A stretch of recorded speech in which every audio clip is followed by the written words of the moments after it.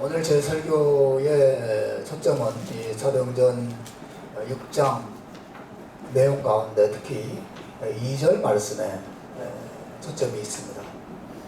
2절 말씀 한번 읽어볼까요? 2절입니다. 같이 읽읍시다. 시작. 12사도가 모든 제자를 불러 이르되 우리가 하나님의 말씀을 제쳐놓고 접대를 일삼는 것이 마땅하지 아니하니. 이 말은 예수님의 12사도들이 예루살렘 교회 성도들을 모아놓고 그러니까 한 말이에요. 여러분, 예루살렘 교회는 예수님께서 승천하신 다음에 이 땅에 세워진 최초의 교회입니다. 말 그대로 초대 교회죠. 첫 번째 세워진 교회입니다. 예수님께서 십자가에 죽으시고 그리고 사흘 만에 부활하시고 하늘로 승천해서 올라가신 후에 이 땅에 남아있는 12사도들은 열심히 사람들에게 예수님이 우리의 구원자이시고 우리의 구원을 완성했다는 사실을 전했습니다. 전하고 가르치고 그러자 하나님의 성령께서도 그들을 축복하셔서 교회가 폭발적으로 성장하게 되죠. 많은 사람들이 3,000명씩 5,000명씩 회개하고 하나님께 돌아와서 예루살렘 교회가 굉장히 큰 교회가 되었어요. 오늘 이 본문의 내용은 바로 그런 교회의 성장으로 인해서 일어난 일들을 배경으로 하는 그런 말씀입니다. 당시 교회는 성도들이 더 많아졌을 뿐 아니라 특히 가난한 과부들을 돕는 일에 관심을 가졌던 교회예요. 우리 교회도 그런 일이 좀 있기를 바랍니다. 경제적으로 어려운 분들 교회가 힘을 모아서 돕고 그런 일들이 있기를 그런 일은 교회의 아름다운 전통이거든요. 제가 어제 오기 전에 아주 젊을 때죠. 20대 중반쯤 다니던 한국에 있는 정원교회는 그 청년부 모임을 지금 잊을 수가 없는데 그 젊은이들이 뭐 돈이 있겠어요. 근데 다 십시일반 조금씩 돈을 모으기도 하고 때로는 열심히 알바해서 모은 돈을 황금 봉투에 넣어서 정말 그 학자금을 내지 못하는 친구들이 많이 있었거든요. 그 시대에도 이 현금을 아무의 형제 대학 등록금에 등록금을 위해서 헌금합니다. 그렇게 헌금하는 친구들이 많이 있었습니다. 또 먹고 사는 게 너무 힘들어서 어려운 형제 자매들을 위해서 제가 이 헌금을 아무의 자매를 위해서 헌금합니다. 특별히 자기 이름을 쓰지 않고 쓸 때도 있지만 쓰지 않고 그 대신 이 헌금이 타겟으로 하는 목표로 잡는 분의 이름을 적어서 헌금을 넣곤 했어요. 굉장히 아름다운 공동체였습니다. 그런 헌금을 가지고 그 대상자 되는 형제나 자매를 개인적으로 찾아가서 은밀하게 전달하고 그런 그 형제 자매들이 그 은혜 안에서 힘을 얻고 굉장한 그 격려를 받고 했던 그런 공동체의 모습을 제가 본 적이 있습니다. 교회 안에 가난하고 힘들고 외롭게 사는 분들을 물질적으로 또 정신적으로 돕는 것은 교회가 가지고 굉장히 아름다운 전통이죠. 초대교회도 그런 일을 했습니다. 가난한 과부들, 그 시대는 질병도 많았고 특히 전쟁이 많이 있어서 많은 남자들이 전쟁터에 나가서 죽었기 때문에 과부들이 굉장히 많았습니다.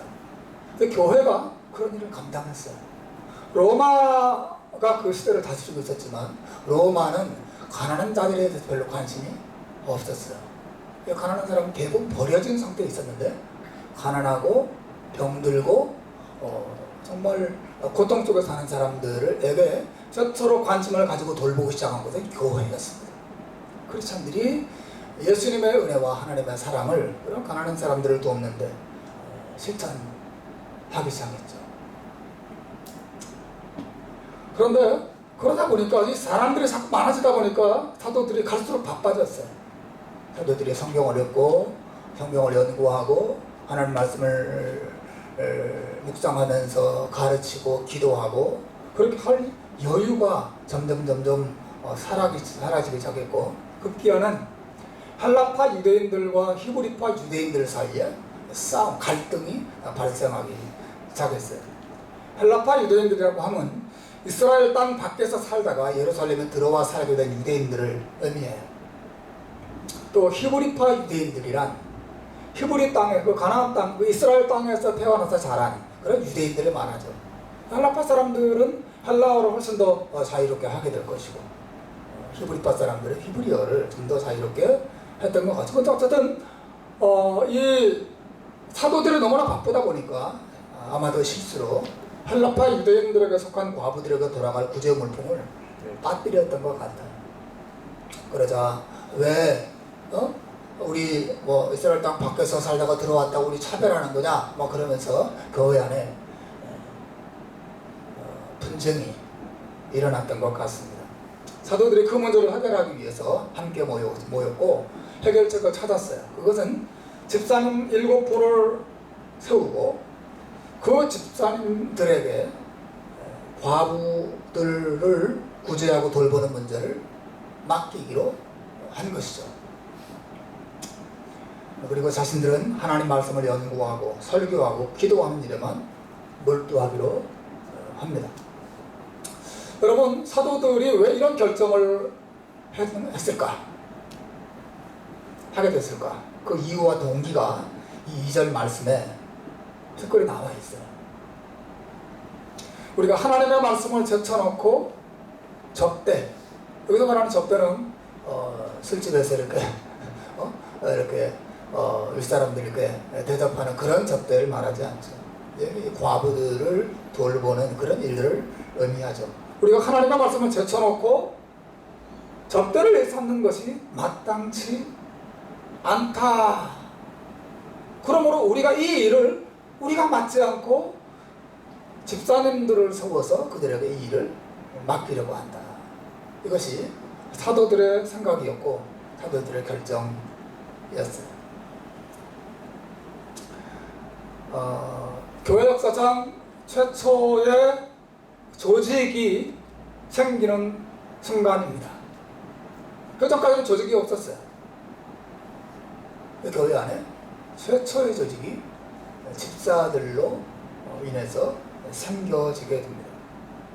여러분, 오늘 우리가 우리 교회도 조직회를 구성하고 운영위원회를 조직하려고 하는데, 제가 이 말씀을 여러분과 함께 생각하려고 하는 이유가 있습니다. 이 말씀 안에는 우리가 교회 조직을 세우면서 명심하고 붙들어야 할 중요한 원리가 무엇인가를 이 말씀이 우리에게 잘 알려주고 있기 때문에 그렇습니다.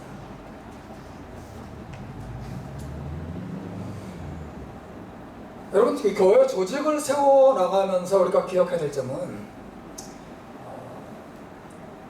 교회 조직이 단순히 교회 교인들을 효과적으로 관리하기 위해서 세워지는 것이 아니라는 점이죠. 그래서 사도들이 왜 교회 조직을 만들었습니까? 서로 싸우지 않게 하고 구제 설교보다 효율적으로 돌아가게 하기 위한 목적이 분명히 있죠. 하지만 그것은 작은 목적에 지나지 않아요. 보다 큰 목적이 있습니다. 보다 중요한 목적이 있고 보다 깊은 목적이 있어요. 그것이 무엇입니까? 하나님의 말씀을 강화하기 위함이죠. 여러분, 이것 기억하셔야 됩니다. 우리가 하나님의 말씀을 제쳐놓고 접대를 일삼는 것이 마땅하지 아니하다. 무슨 말이죠? 구제의 일에 몰두한 나머지 하나님의 말씀을 읽고 연구하고 묵상하고 설교하고 가르치는 일을 소홀히 하는 것은 하나님 앞에 합당치 않고 교회를 도리어 약화시키는 것이다. 그래서 이 일을 보다 좀 이 하나님의 말씀에 우리가 집중하기 위해서 이 구제하는 일들은 집사님들을 따로 세워서 이 일을 맡기려고 한다. 이것이 사도들의 의도였어요. 그러니까 이 조직은 단순히 조직을 위한 조직이 아니고 보다 행동적인 일처리를 보다 효과적으로 하기 위한 조직이 아니죠. 이 조직의 목적이 분명합니다. 목적이 무엇입니까? 하나님의 말씀을 강화하기 위한 조직이라고 하는 것이죠. 하나님의 말씀을 돕기 위한 조직이지 그저 다른 구제를 보다 효율적으로 하고 그래서 구제를 통해서 더 많은 사람들이 교회에 들어올 수 있도록 도와주고 하는 그런 일반적인 목적으로 이 조직이 세워진 것이 아니라는 점이에요. 사랑하는 여러분, 교회 조직은 그 자체가 목적이 아닙니다. 교회 조직은 하나님의 말씀을 강화하기 위한 수단이에요. 이 주객이 전도되면 안 됩니다. 하나님의 말씀이 주인이라면 조직은 그 주인을 섬기는 종의 위치에 있는 것이에요. 하나님의 말씀이 여왕이라면 조직은 그 여왕을 섬기는 여종에 해당되는 것이죠. 그럼 만약에 이 여종이 여왕의 자리에 올라가고 여왕은 여종의 자리로 내려온다면 이것처럼 불행하고 정말 기가 막힌 일이 어디 있겠습니까? 여러분, 그러나 실제로 교회 안에 조직은 왕성한데 조직 때문에 하나님 말씀이 더 약해지는 경우를 종종 봅니다. 조직은 왕성하고 사람들은 다양한 활동들을 하고 그래서 교회는 착착착착 잘 돌아가는 것 같은데 실제로 그 교회 안에 하나님의 말씀은 자꾸자꾸 약해지고 있다면 이것은 조직이 하나님 말씀을 잡아먹는 거죠. 여러분, 조직이 하나님 말씀을 끌어내리고 하나님 말씀을 힘을 잃어버리게 된다면 그 교회는 서서히 죽어가게 되는 것입니다. 사도들이 그 바쁜 와중에서 그 많은 일들을 집사님들을 따로 세워서 그 일을 맡기려고 했던 이유가 무엇입니까? 우리가 하나님의 말씀을 제쳐놓고 이 일에 우리의 모든 시간과 에너지를 쏟는 것, 우리가 이 일 때문에 하나님의 말씀이 약해지는 것은 하나님 앞에 합당치 않다라고 하는 확신이 그들 마음속에 있었던 것이죠. 그들은 교회의 생명이 조직에 있지 않고 하나님의 말씀에 있다는 사실을 믿었습니다. 그들을 붙잡았어요. 잃어버리지 않으려고 했었습니다. 여러분, 이 결정이 얼마나 위대하고 아름다운 결정이었는지 몰라요. 사도들은 단순히 교회를 보다 효율적으로 끌어가고 교회를 크게 성장시키기 위해서 우리 결과적으로 교회가 성장하긴 했지만 그거 자체가 목적이 아니었단 말이죠. 그들의 주된 관심은 하나님의 말씀을 계속 붙잡는 것이었습니다. 우리 조직을 세움으로써 하나님의 말씀이 약해지는 것을 막자라고 하는 것이 그들의 의도였어요. 하나님의 말씀이 더 왕성하고 하나님의 말씀이 더 뜨겁고 하나님의 말씀이 더 강력해지기를 바랬던 것이죠. 그것이 사도들의 의도였어요. 여기서 말하는 하나님 말씀이란 특별히 예수님의 구원의 복음을 가리키죠. 5장 42절, 그 6장 바로 앞에 있는 5장 42절에 보면 이런 말씀이 있습니다. 그럼 한번 읽어보겠습니다. 시작. 그들은 날마다 성전에 있든지 집에 있든지 예수는 그리스도라고 가르치기와 전도하기를 그치지 않았다. 그리고 5장 42절이 끝나고 6장 1절에 이 이야기가 나오는 것이에요. 여러분, 초대교회는 하나님 말씀에 집중하는 교회였습니다. 그들이 교회에 있든지 집에 있든지 그들이 모일 때마다 하나님 말씀을 가르치고 예수가 어떤 분인지 그분의 은혜가 무엇인지를 설교하고 교훈하는 일에 집중하는 그런 교회였단 말이죠. 왜 그렇게 했을까요? 왜 그렇게 했을까요? 그런 교회의 생명이 하나님의 말씀에서 나온다는 확신이 있었기 때문에 그렇죠. 그 확신 때문에 하나님 말씀에 약해지지 않도록 하려고 조직을 세운 것입니다.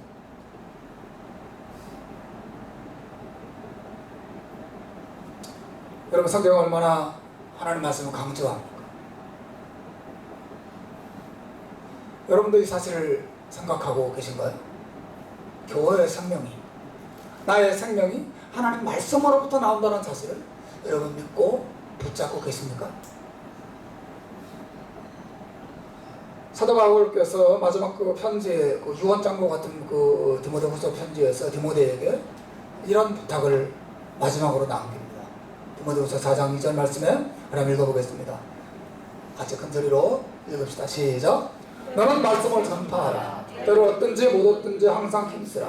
범사의 오래 찬양과 가르침으로 경책하며 경계하며 권하라. 바울이 디모데에게 마지막으로 남긴 유언은 다른 게 아니라 하나님의 말씀을 전파하라고 하는 것이었습니다. 말씀을 전파하라. 때를 얻든지 얻지 못하든지 말씀을 전하고 가르치고 그 말씀으로 성도들을 책망하고 또 권면하고 위로하고 그렇게 하는 일에 힘을 다하라고 디모데를 권면하고 있습니다. 왜 그렇습니까?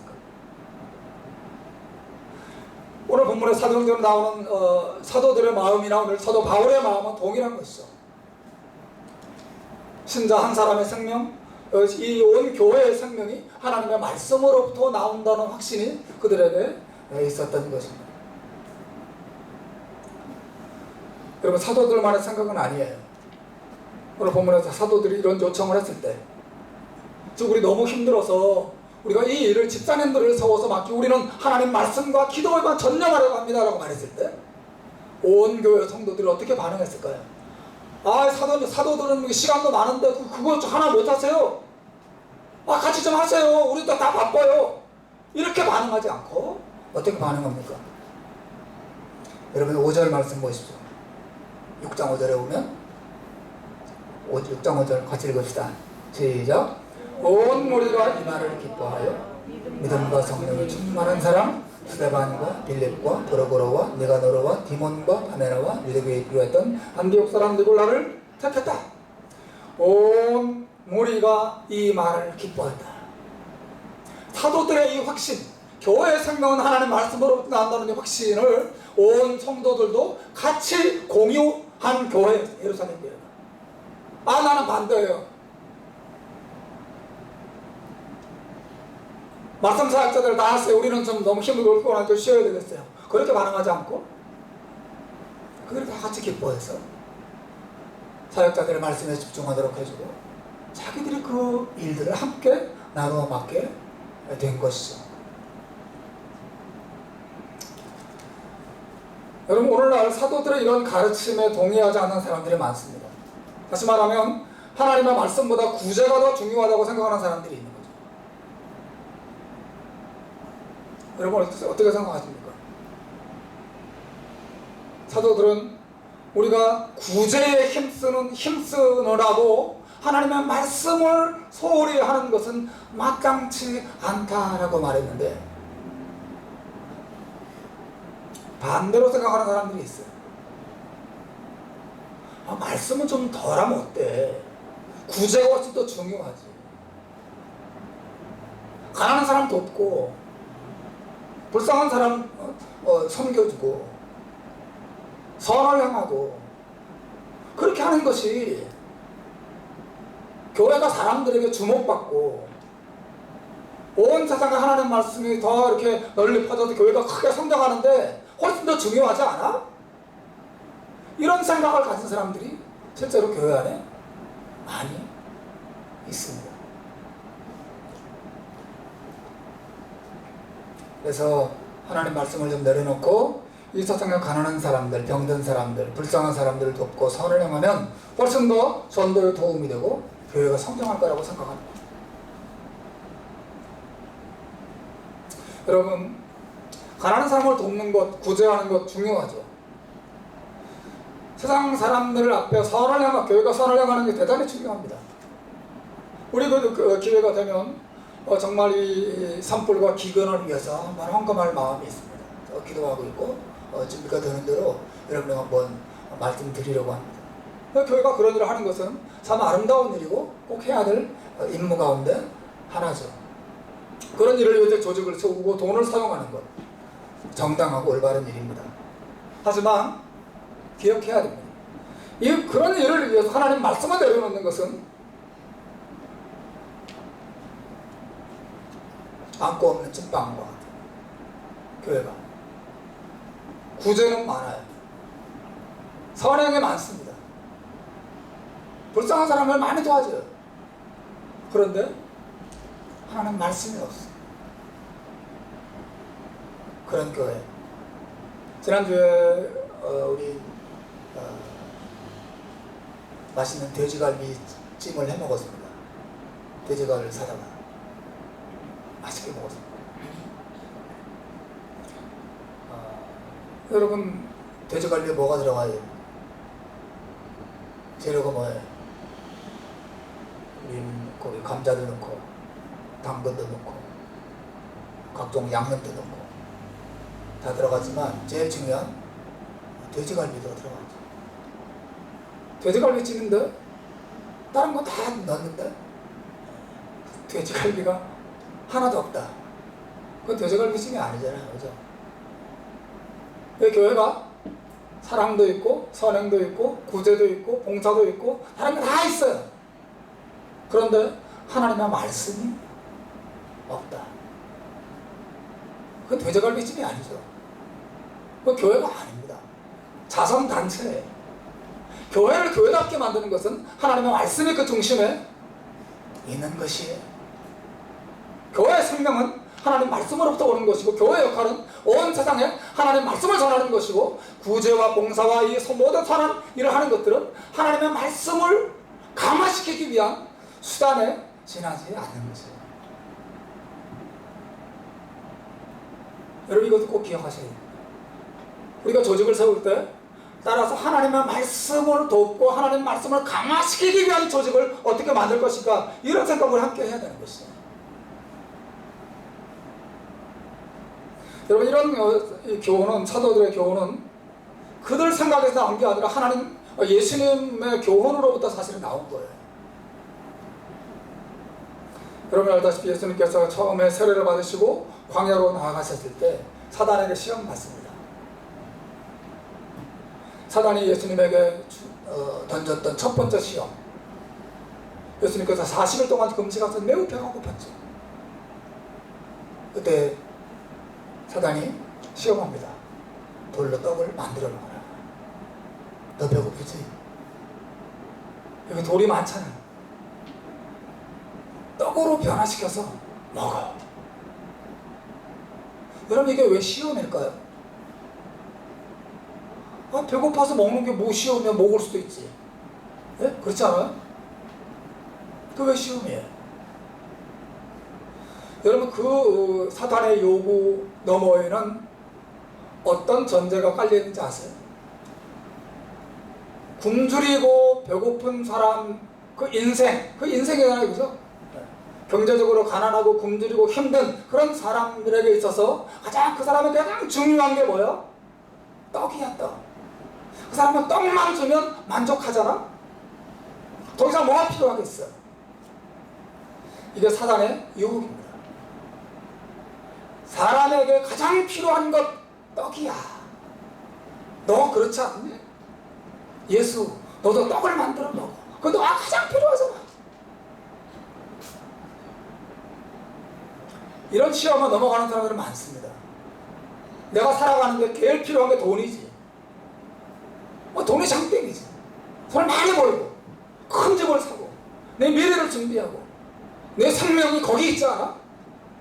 나와 내 자손들이 자손들 잘 사는 방법, 행복할 수 있는 길, 돈에 있지. 여러분, 이것이 사단의 시험이에요.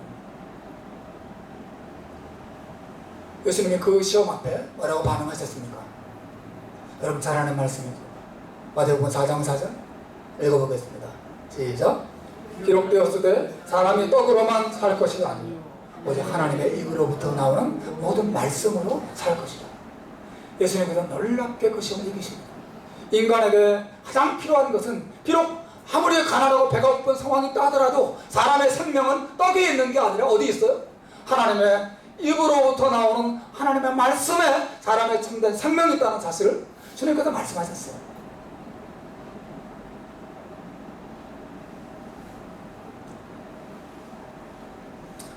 여러분, 사람이 떡으로만 살지 않고, 물론 떡 중요하죠. 먹고 살아야 되니까. 그런데 그것이 사람의 참된 생명이 아니라 하나님의 입에서 나오는 말씀을 먹고 살아야 거기에 진정한 생명이 있다고 말씀하셨어요. 이 말이 무슨 말입니까, 여러분? 하나님의 입으로부터 나오는 말씀으로 살아가는 것이 무엇을 의미합니까?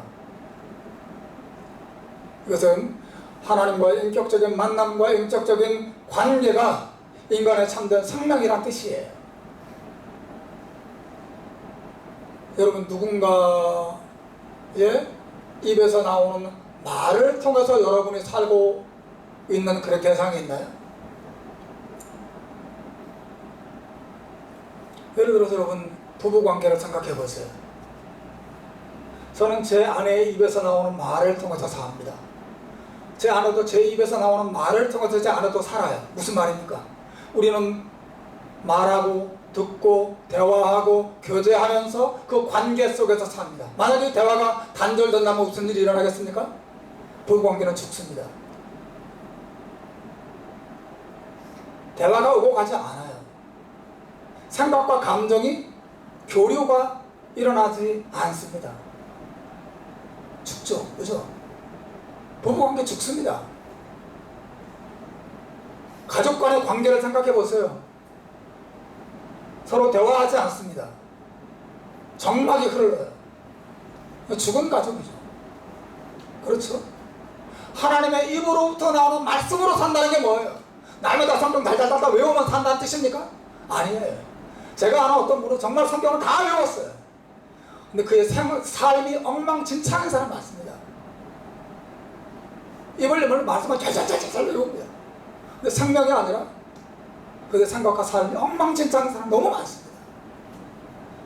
하나님의 입으로부터 나오는 말씀으로 산다는 것은 말씀을 잘 외우면 그것이 뭐 나에게 복이 되고 생명이 된다 그런 뜻이 아니죠. 이 말은 하나님의 말씀 안에 하나님과 더불어 마음을 나누고 사랑을 나누고 생각을 나누고 삶을 나누고 그분과 교류하면서 살아야 우리가 생명을 얻는다는 뜻이에요. 떡만 먹는다고 그것도 비싼 떡, 황금으로 만든 떡 이런 떡 많이 준비해서 먹는다고 사람이 삽니까? 살 수 있죠. 그러나 그 참된 생명이 아니죠. 죽습니다. 결국 사람의 생명은 하나님의 말씀 안에 있어요. 하나님과 만남에 있습니다. 하나님과 교제에 있어요. 사단이 수많은 사람을 마치 예수님을 시험하듯이 지금도 속이고 있습니다. 하나님의 음성을 듣지 않습니다. 교제하지 않습니다. 사랑을 나누지 않습니다. 하나님으로부터 멀리 떨어져 나와 있어요. 서서히 죽어가는 것입니다. 떡살 돈은 통장에 많이 쌓여가는데 사실은 영혼은 뼈쩍 말라가는 너무 많습니다.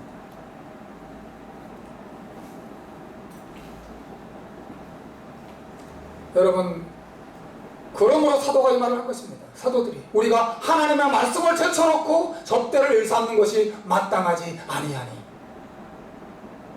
예수님의 이 가르침에서 사실 온 거예요. 말씀을 제쳐놓으면 안 돼. 교회의 조직은 이 말씀을 강화시키기 위한 조직이어야 해요. 어느 날 한 남자가 예수님께 도움을 찾으러 구하러 와요. 이 사람의 가져온 문제는 다른 게 아니라 부모님이 돌아가시면서 유산을 남겼는데 형님이 다 그 유산을 독차지하고 동생들에게 나눠주려고 하지 않아요. 동생이 너무 열받았습니다. 그리고 예수님께 와서 요청합니다. 예수님, 우리 형이 유산을 다 차지하고 나에게 좀 더 나눠주지 않아요. 좀 도와주세요. 예수님이 좀 나눠 가지라고 좀 말씀을 좀 해주세요.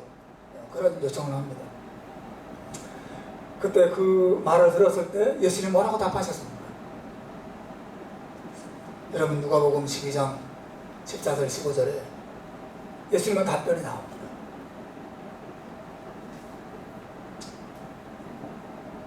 없어요? 아, 세상에 제가 실수를 한 것 같습니다. 오늘 찬송할 때도 몇 개 구절 빼놓고 막 그래요. 예수님 이런 말씀하십니다. 이르시되 이 사람아 누가 나를 너희의 재판장이나 물건 나누는 자로 세웠느냐 하시고 그들에게 이르시되 삶과 모든 탐심을 물리시라. 사람의 생명이 그 소유와 넉넉한 데 있지 아니하니라.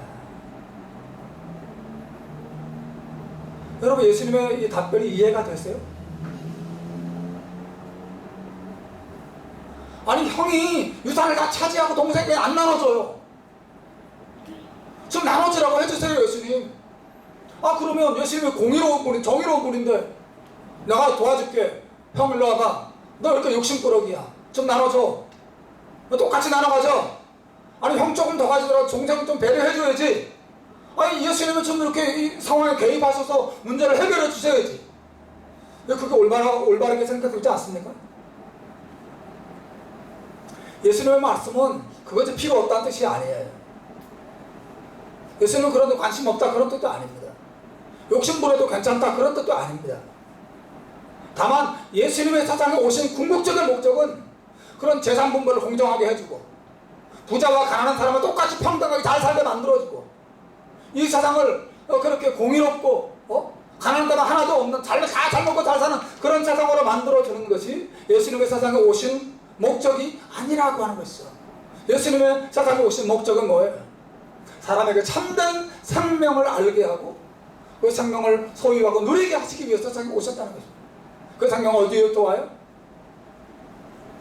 물질을 더 많이 가지는 데 사람의 생명이지 않다는 것입니다. 사람의 생명이 그 소유에 넉넉한 데 있지 아니하니라. 그 주님의 교훈이에요.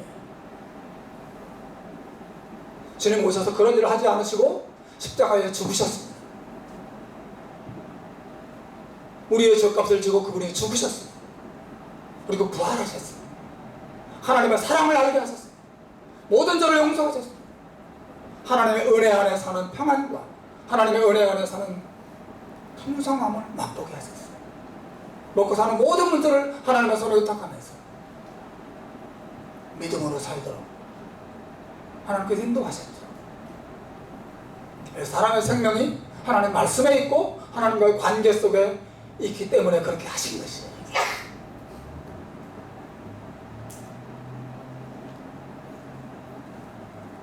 그러므로 여러분 사도들이 이 말을 한 것입니다. 우리가 하나님의 말씀을 제쳐놓고 접대를 일삼는 것이 마땅치 않다. 교회의 생명은 하나님의 말씀으로부터 온다. 그리고 교회의 조직은 이 말씀을 강화시켜주는 조직이어야 합니다. 여러분 꼭 기억하셔야 됩니다. 말씀을 돕는 조직이에요. 구체적으로 말씀을 돕는 조직이란 어떤 것입니까? 첫째는 말씀 사역자가 말씀과 기도에만 전념할 수 있도록 도와줄 수 있는 그런 조직이어야 해요. 여러분 교회에서 지금도 우리 교회 뭐 조그마니까 제가 많은 일들을 합니다.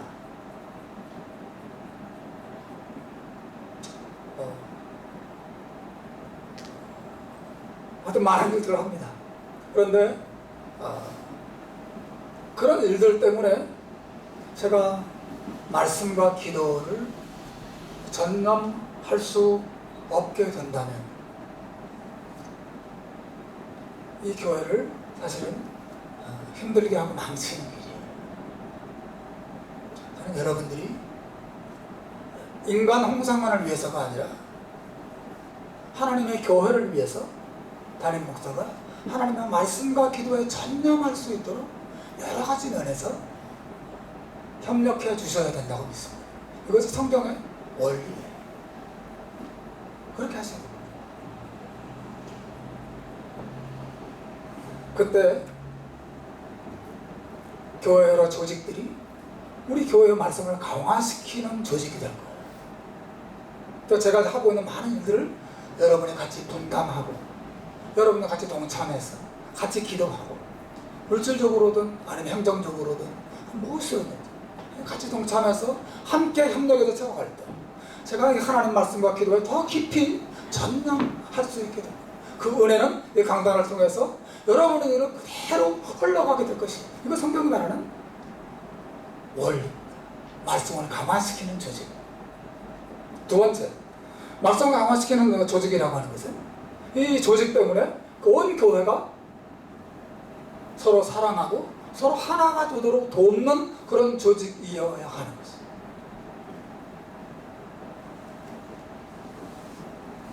여러분, 오늘 본문의 조직이 어떤 조직이죠? 이 본문의 조직은 구제를 돕기 위한 조직이었어요. 이 조직 때문에 싸움이 중단됐습니다. 이 조직 때문에 다시 하나가 되었어요. 그죠? 이 조직 때문에 그들이 이제 하나 됐어요. 반대인 경우도 있어요. 제가 가장 우려하는 것입니다. 조직 때문에 교회가 싸워요. 여러분 많이 보지 않았습니까? 자리 다툼, 회의하면서 서로 자존심 싸우고 너무너무 많습니다. 특히 한국 사람들은 회의를 못해요. 잘 계속 자기 생각 내세우고 자기 감정 내세우고 자기 자존심 내세우고 이렇게 해야 된다 저렇게 해야 된다 싸웁니다. 그 조직은 없는 게 나아요. 조직은 말씀드렸죠.